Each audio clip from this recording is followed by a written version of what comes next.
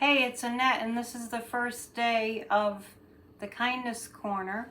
It's March 16th, 2023, and I promised that we would start these daily, where I recount something that somebody sent me that is an account of kindness. And I want to give you a little quote that's in this book, You Can't Afford the Luxury of a Negative Thought, and it's by Edmund Burke in 1770. When bad men combine, the good must associate, else they will fall one by one, an unpitied sacrifice in a contemptible struggle. When bad men combine, the good must associate. So that's what we're here for. We're here to acknowledge that the kindness in people, because we are out of balance, because we hear so much about the bad and the evil and the darkness in people. So this is an effort to get us to think and remember to think of the kindnesses that we've received, that others receive, and to get us to remember that people are not just dark and awful. People are also loving and kind. Sometimes we need the balance. This from Joanne McCardle, sent on the 15th.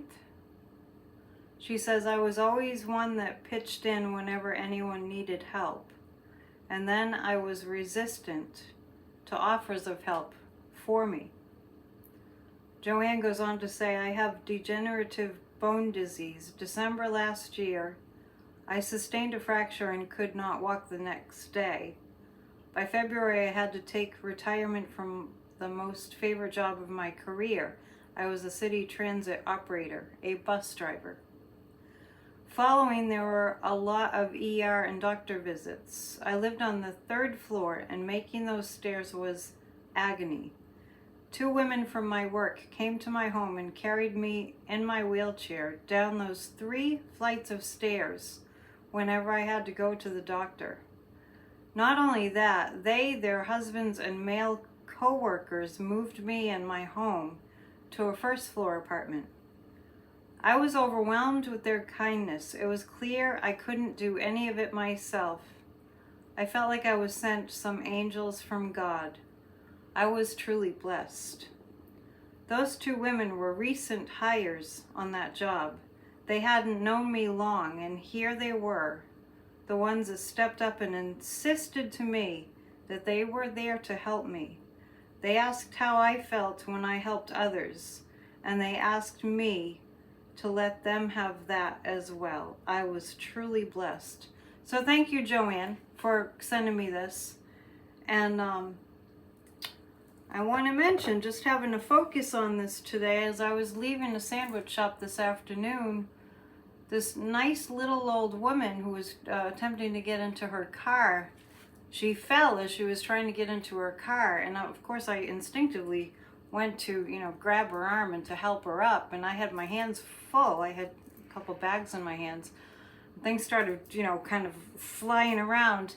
And then out of nowhere, this young gentleman came in and just, he saved the day. He helped to handle it. And I was really, assured that people, when somebody's in trouble, random strangers will be kind and will help.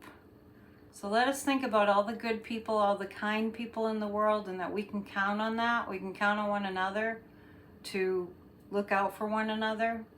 And let's just take a moment today, especially to think about people that work in healthcare that have been loving and just kind of gone overboard to help somebody who's in fear and at a hospital or with a disease or themselves, and beautiful, loving angels, healthcare workers just make it so much calmer and so much easier for the patient and their families.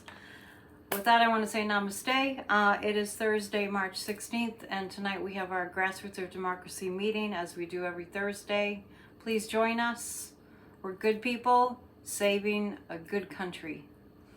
grassrootsofdemocracy.com, and of course, as you know, my website is psychicannetdion.com, and Church of Spirituality has a website now, churchofspirituality.online. Namaste, and I'll see you soon. Have a good day.